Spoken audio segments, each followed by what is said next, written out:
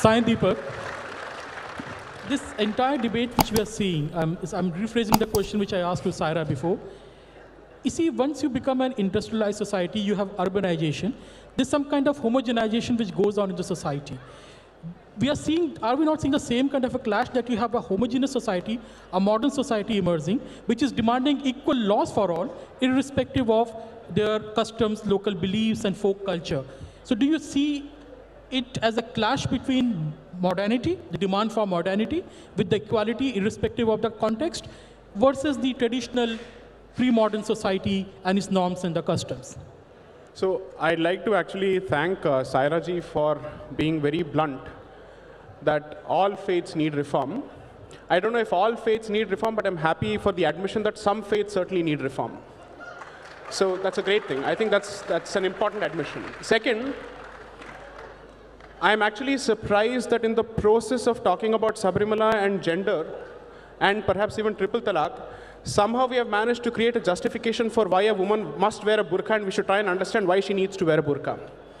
So the progressive mind says that no, even when somebody is expected to wear a burqa, you should try and understand if there is an element of, let's say, free agency in that, and she is wearing it out of her own free will. It is surprising that we don't wish to respect the sentiments of those women who want to protect the traditions of the temple, and we seem to give more importance to those sections of people who want to challenge the traditions of the temple. So all I'm asking myself is, you want to respect sentiments, then respect sentiments across the board and not selectively. Second, whenever you bring in tradition, tradition is always going to be at loggerheads with modernity, but most importantly, a traditional place such as a place of worship cannot be expected to kowtow to the whims and fancies of modernity. Its loyalty is only to tradition, tradition, and tradition alone. Okay. 3, since we are all, I'm assuming we are all constitutional patriots, that seems to be the buzzword. The Constitution, from its origin, recognizes that one, whether a temple is a private property or not, it is certainly not public property, in the sense that when you enter a temple, you cannot enter there as a matter of right. It is a privilege, and there is a reason for it. You can practice your faith in the private confines of your home, whichever way you want to. If you choose to establish a temple of your own, even that could offend sentiments, because if it goes against tradition, people have a right to object to it. But you're going a step further, which is to say that I will enter the place of worship of a certain community, and I will impose my individual will on that particular institution at the expense of everybody else's sentiments. The Constitution is crystal clear on this. All fundamental rights are subject to the rights of other people, particularly when it comes to religious institutions. Your right as a believer is subject to the right of the institution and the right of the believer. That's it. Was it not the same argument given in the defense of untouchability and the denial of the rights to the Dalits and the Shudras? Very good, very good. In fact, so how do you differentiate the Sabarimala argument from that argument? Very good. In fact, let me actually answer this question. So we were just told about sati, widow remarriage, education, and now untouchability. None of these practices were abolished by the judiciary, by the way. They were abolished through a legislation, which is a consequence of a social will, which is the society says, I've had enough of this particular practice, right? Show me one judgment of the Supreme Court which has struck down untouchability. Untouchability was struck down through Article 17 of the Constitution, okay? So if it is a consequence of legislation, it is a consequence of social cogitation. People have... Parliament were to make the law allowing entry of women into Sabarimala, exactly. Will you agree? My point is, if the Parliament brings out this particular law, then the believers have a right to challenge that particular legislation. The judiciary's right is limited to examining only what the Parliament does. The judiciary cannot pick up a practice from the society and say, I will sit and decide the validity of this practice applying the lens of constitutional morality. Okay? And let me just clarify. There is no jurisdiction in the world, and I repeat, there is no jurisdiction in the world, no civilized country in the world, not even the United States, which allows the judiciary to sit in judgment of a religious practice independent of state action. Okay? So the first thing that I'm telling myself, so what are the broad points? One, The right of an individual when it comes to a public place of worship is necessarily subservient to the rights of the believers. आप घर में बैठ के जब आप movie देख रहे हैं, आप अपने सर पे पॉपकॉर्न डाल लीजिए, किसी और के सर पे पॉपकॉर्न डाल लीजिए, आप चिल्ला लीजिए, उससे कोई फर्क नहीं पड़ता है. लेकिन अगर आप सिनेमा थिएटर जाएंगे तो आप पब्लिक जगह पे जा रहे हैं, तो जिन्होंने पैसा दिया है उस मूवी को देखने के लिए, आप उनके राइट्स को भी रिस्पेक्ट करेंगे. As simple as that. Anand, now coming to you. पहले तो अभी ये बताइए कि आप आस्तिक हैं कि नास्तिक हैं? Gnostic is atheist, right? Not agnostic. I am an atheist, not an agnost. Okay. So I don't doubt that there was a God. I believe there was no God. Okay, so now you have said that you don't believe in God. So what is the locus standi in discussing Sabrimala and Triple Talaq and the religious beliefs? Yeah, so I have a couple of points to make. I think if you go back to the judgment, Sabrimala judgment, and you go back to the judgment of the dissenting judge, Justice Indu Malhotra, I think she said something really profound, which was that notions, and I have to quote her verbatim, otherwise there will be a contempt of court, this thing. She said, notions of rationality cannot be invoked in matters of religion. Now that is so profound. You cannot bring notions of rationality when you're talking of religion. जब भी हम किसी धार्मिक स्थल में जाते हैं, किसी भी धर्म का हो, तो हम सिर्फ अपने चप्पल ही नहीं उतारते, हम लॉजिक और रैशनल भी उतार देते हैं और तब अंदर जाते हैं. Now let me give you a few examples. Is the Supreme Court going to tell billions of people that Prophet Muhammad did not make his final journey on the Buraq, or that Jesus did not walk on water, or he could not convert water to wine? Is that the job of the Supreme Court? The logic has to be put away. I believe, and I'm talking philosophically out here, Abhinav, that there is a fundamental contradiction between Article 25 of our Constitution, which is the freedom to practice our religion, and Article 21, which is freedom to life, liberty, and dignity. If you follow one, it contradicts following the other, because there are thousands of religious diktats, misogynistic, oppressive, cruel, supremacist, that directly violate your right to Article 21. For example, I may find that it is oppressive to tell a woman how to dress. Do I believe that the Supreme Court has the powers to do that? If it does, if the Supreme Court has the powers to violate this diktat, religious diktat, it would be violating the religious diktat of the Holy Quran, chapter 24, verse 31, chapter 33, verse 59, chapter 7, verse 26. I'm sorry, I may sound like Zakir Naik. But the point is, I hope you see what I mean. Every time the Supreme Court gets into it, and that's why I said I support this judgment, because if you want to do it as an atheist, there is nothing better I would like than Article 21 overriding Article 25 at all times. But does it? A secular progressive state that removes discrimination or perceived discrimination, as was the case in Sabrimala, from Hindu religion, but cowers behind a lamppost like a wet cat when it comes to other religions, is not a secular progressive state. Do you know there are Catholic women who cannot be ordained as a priest? Do you know there are Muslim women who cannot go into a mosque? So why this discrimination or removing discrimination against only one religion? This is what I am against, and this is the problem that this country has to decide. Do we follow Article 25 or do we follow Article 21? तृप्ति जी, आपने जब बात बोली इसका काफ़ी ज़्यादा यहाँ पे एक रिप्लाई भी आया हुआ है. बार बार आपके बारे में कहा जाता है कि आप रिफॉर्म के पक्ष में, तो उन महिलाओं की भी वेदना को पढ़ना चाहिए. अभिनव, मैं एक इनसे कह सकता हूँ. 1 मिनट. आप क्या कहना चाहती हैं कि कुरान गलत है जब वो कहती है कि औरतों को कैसे ड्रेस होना चाहिए? कुरान गलत है? नहीं, कुरान गलत नहीं है. अब क्या हो जाता है? कुरान गलत नहीं है, लेकिन अब सडनली क्या हो जाता है? सारा प्रोग्रेसिवनेस कहाँ चला जाता है आपका? नहीं, सुनिए, बोलिए. ये देखिए, कुरान के कुछ सारी हिम्मत कहाँ गई?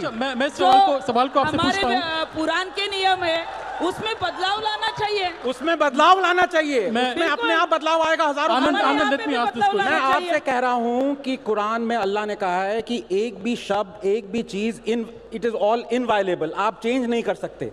अभी मैंने आपको 3 कुरानिक वर्सेस बताई हैं जो कि माइन्यूटली कह रहा है कि how should women dress.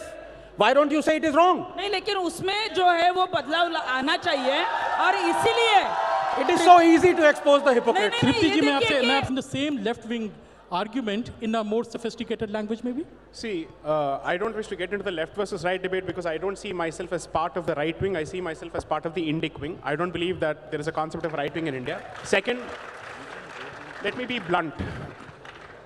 The fundamental issue has been the inability to strike a distinction between diversity and discrimination, between uniformity and equality, between pluralism and standardization. I have seen over the course of this debate and several debates repeated references to untouchability, to sati and whatnot. There is only one temple dedicated to a specific deity who happens to be a brahmachari, and in that particular place there is a restriction for a particular age group, not because of menstruation, but because he is a brahmachari.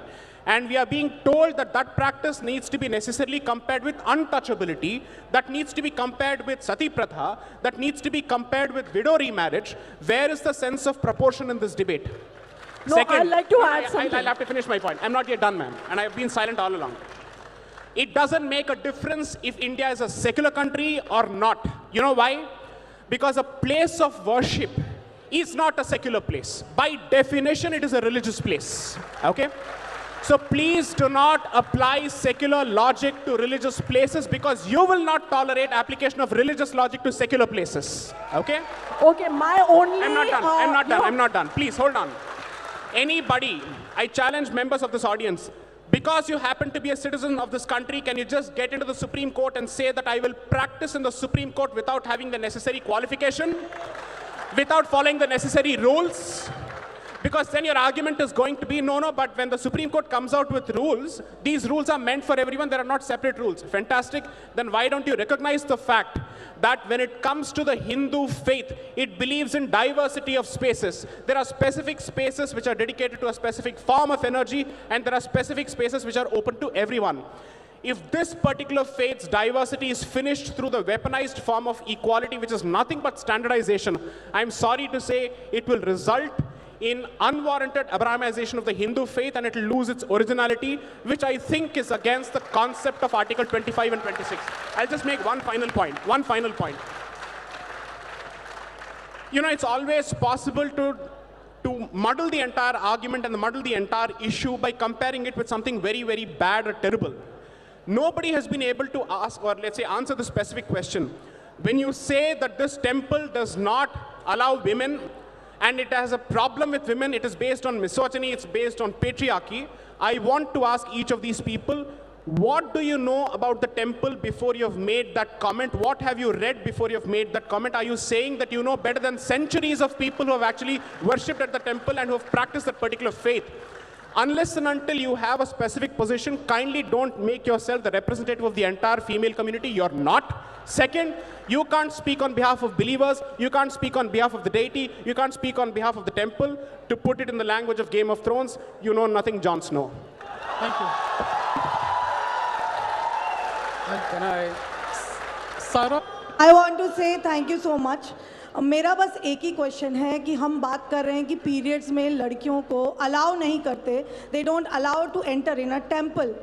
Can you see your vein sir? इस vein में वही गंदा खून है, क्योंकि मेरी माँ को अगर पीरियड्स नहीं होते तो शायद मेरा जन्म नहीं होता सर.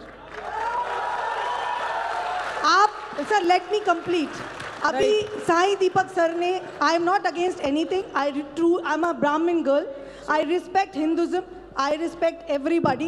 मेरा सिर्फ एक ही कहना got है. your question, ma'am. Please reply. No sir, because Sai sir said कि आप कैसे point out कर सकते हैं, आप उस टेम्पल के बारे में कुछ नहीं जानते. सर पहले द्रौपदी को वन साड़ी में रखा गया था because pads were not there sir. Now we, as a girl, I know how to use menstruation cup, I know how to use pad, and I am as pure as you are, sir. Absolutely. Thank you, sir. Absolutely. There is no connection with menstruation to Sabarimala. And just one line before Sai takes over. We are all born because of human sexuality. That doesn't mean we go to a temple for any other thing like that, right? We are all because of biological reasons. But that doesn't mean in a particular temple, in a particular context, it's applicable. Please remember, periods has no connection to Sabarimala. Absolutely no connection. This is a malicious propaganda started Thank by you- my friend thank you, Rahul. Barkhadat. Organizers are saying Barkhadat is the hard reason why stop. she started this So propaganda. this is a hard stop. I'm very sorry. I think you'll continue the question and answer after this thing. Sai Deepak is hard stop, please. Can I just request the lady to pay attention because I'm responding to your question, right? Okay. One, I don't see why you had to flaunt your Brahminical credentials because as long as you're a Hindu, there ends the matter. Okay? No, let me respond. You're saying that you're aware of the traditions because you're a Brahmin. Trust me when I say this, but most non-Brahmins know traditions better than Brahmins today. Okay? Okay, second. And I say this as a Tambra myself, okay?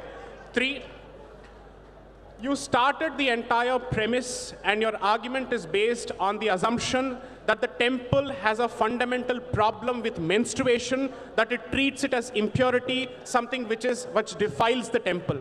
I am asking you again and again and again in a loop like a stuck gramophone, what is the basis of this assumption? Where are you drawing this assumption from? How are you informed? What is your source? What is your authority? What is the factual basis? Please don't cite news reports. Have you done any reading on your own to come out with this conclusion? If the answer is a no, then you're relying on what we call secondary propositions, which is word of mouth. Okay? Now, if the temple is dedicated to a brahmachari, I'm asking myself this simple question. What do you make of the concept of brahmachari other than celibacy? Bachelorhood is not brahmacharya. Okay?